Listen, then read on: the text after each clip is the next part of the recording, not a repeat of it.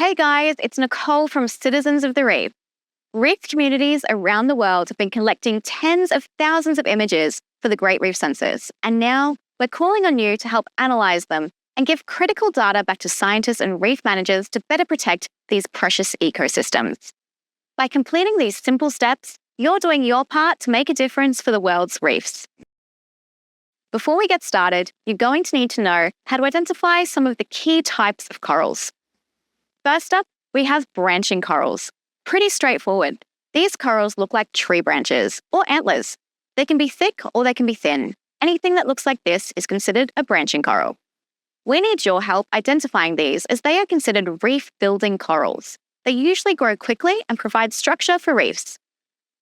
Then we've got plating coral. Again, pretty straightforward. If it's flat and creates a plate-looking structure, we call them plating corals. Often these corals layer on top of each other.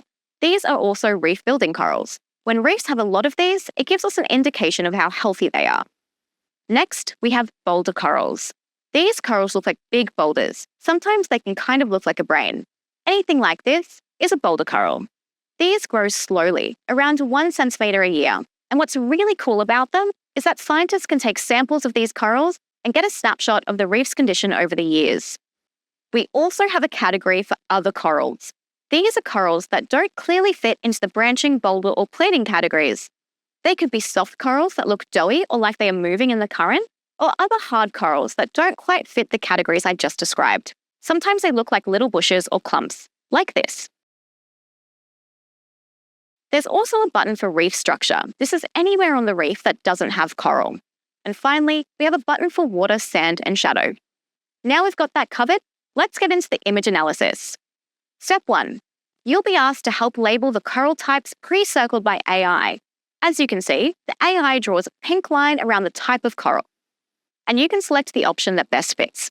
If you get confused or are unsure about what category to select, the little eye icon will give you a bit more information. AI will ask you to label the biggest shapes first, and will get you to fill in the smaller shapes later. Don't stress out about being 100% correct. Just give us your best guess. Each image needs to be analysed at least 5 times, so it won't just be you labeling them. Step 2. Now you can let us know if the other coral you identified in the previous step is hard or soft. Sometimes it might be a mixture of both. Soft corals can look flowy and sometimes fuzzy in appearance. Other hard corals can look bushy or bumpy, but not leathery like some soft corals. Step 3. Do you see any coral bleaching? Coral bleaching is not dead coral. It's coral that has lost its algae and has started to go or has gone completely white. Sometimes coral can be pale in colour, but that doesn't mean it's bleached. Here are some examples of images with bleached corals. If you see this in your analysis, click Yes. Now we're ready to submit. Once an image has been analysed, a pop-up will appear telling you how many images you've analysed. If you want to see where on the reef they were taken, check out your user dashboard here. Now it's over to you. We're hoping to get at least 5 images analysed by each citizen scientist that takes part. But the more you can do, the better. Thank you for helping to protect and conserve coral reefs for the future.